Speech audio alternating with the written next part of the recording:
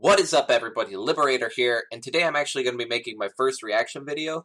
And what inspired this first reaction video is actually a video called We Are Going, which is by the NASA channel. So I figured it'd be nice for us to sit down and watch it together. It already has 10.5 million views, so I'm a little late to the party, but I figured if there was anything that would catch my interest as something that I have not been delving into information-wise that ultimately has had my interest for my entire life. I've always wanted to look up in space. I just got a telescope recently, and it's something that I have been slowly getting more attracted to with SpaceX and everything going on and making huge developments, such as them recovering all their extra pieces of the rocket that were let off of a satellite that they sent into space. So I am ready to get into this video, and I hope you are too.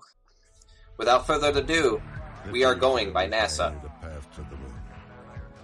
The trail we blazed, cut through the fictions of science, and showed us all what was possible. Very pretty out here. Today our calling to A lot of people's hard work and dedication. To go farther, we must be able to sustain missions of greater distance. There's my boy Mars. We must use the resources we find at our destinations. We must overcome radiation, isolation, gravity, and extreme environments like never before. These are the challenges we face to push the bounds of humanity. We're going to the moon to stay by 2024. Ooh, 2024. What a great... we'll pause right there since he had a break in his paragraph. That is a very interesting concept. The year of 2024 will be a great year if we're able to actually make it to the moon and stay there, like he said, to collect resources and whatnot. Just a disclaimer, I have no idea what I'm talking about. I'm just following what he's saying. I only know your basics from elementary school, high school, whatnot. But I think that this is great. I think, them sending either a team or teams or even colonies to space is a great length and a great stride that we would take as humanity in expansion, in resources, in discovery.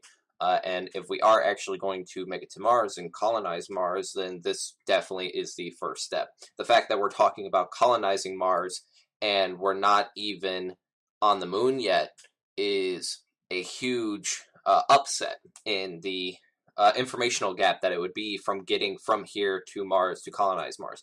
So the fact that we could, that they're planning on having people living on the moon in 2024, which is very soon. I know 5 years away, that's not that soon for most people, but in the span of technology and how far we've come, I would say that has been a massive feat for humanity. Let's continue the video. This all starts with the ability to get larger, heavier payloads off planet and beyond Earth's gravity. For this, we designed an entirely new rocket. The Space Launch System. SLS will be the most powerful rocket ever developed. And with components in production... Let's hope it goes well. I wish them all the best of luck. The system is capable of being the catalyst for deep space missions. We need a capsule that can support humans from launch through deep space and return safely back to Earth. For this, we've built Orion. This is NASA's next-generation human space capsule. Orion. Using data from lunar orbiters that continue to reveal the moon's hazards and resources. We're currently developing an entirely new approach to landing and operating on the moon. Using our commercial partners to deliver science instruments and robotics to the surface, we are paving the way for human missions in 2024. Our charge So, is to go quickly. We're going to start sending stuff now that'll be ready for humans in 2024? With a fervor that will see us return to the moon in a manner that is wholly different than 50 years ago. Okay, so what he brings up actually sparks a question for me. Is this a race again?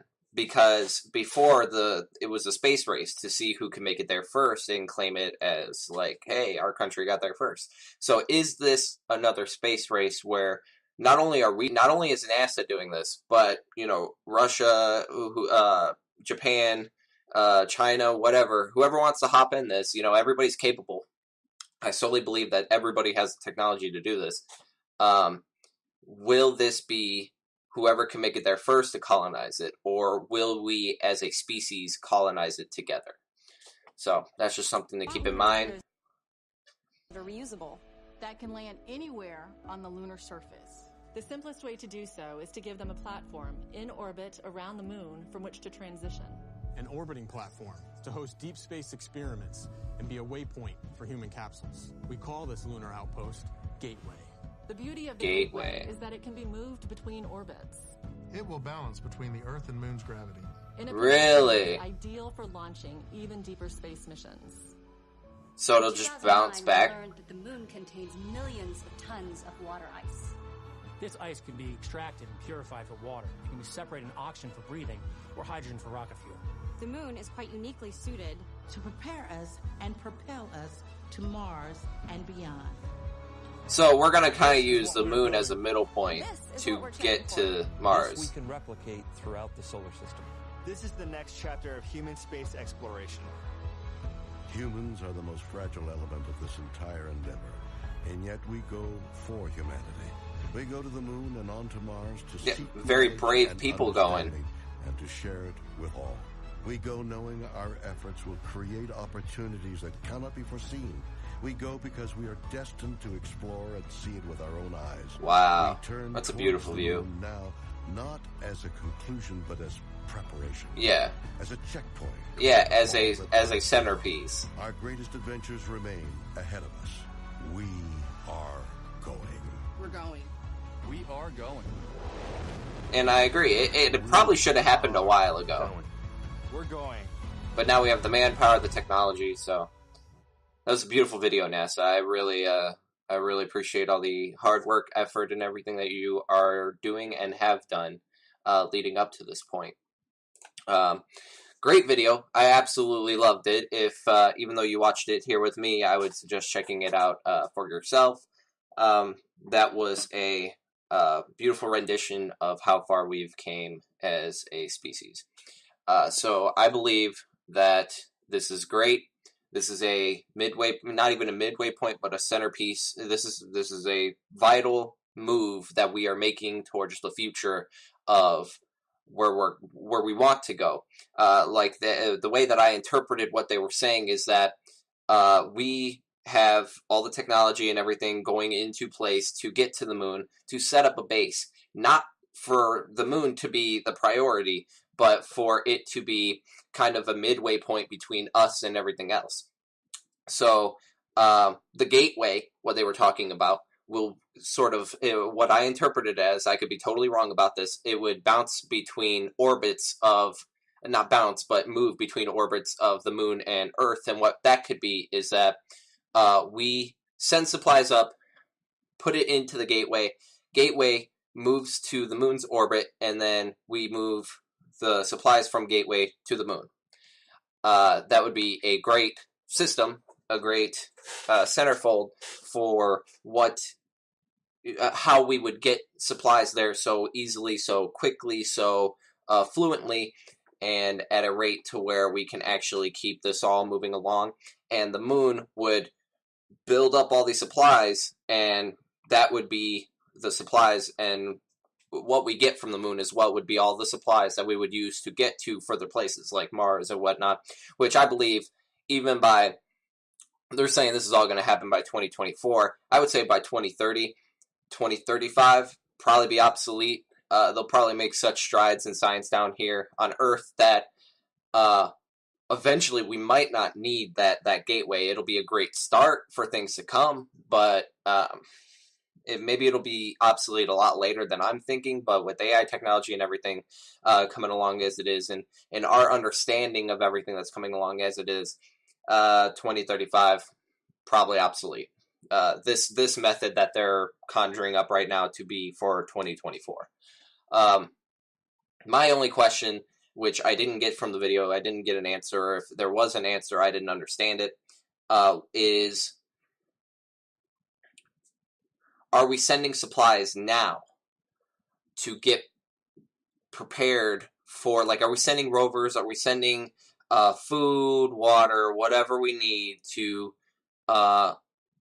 the moon now, and when we are we doing it now to prepare for humans to land in 2024, or are we just sending a giant care package, which I don't see as a feasible option, but are we just sending everything in 2024? 1 week this, 1 week that, 1 week that, and then by the end of the year send humans. That's one thing that I didn't have answered. Another thing that I didn't have answered is how many people are we sending?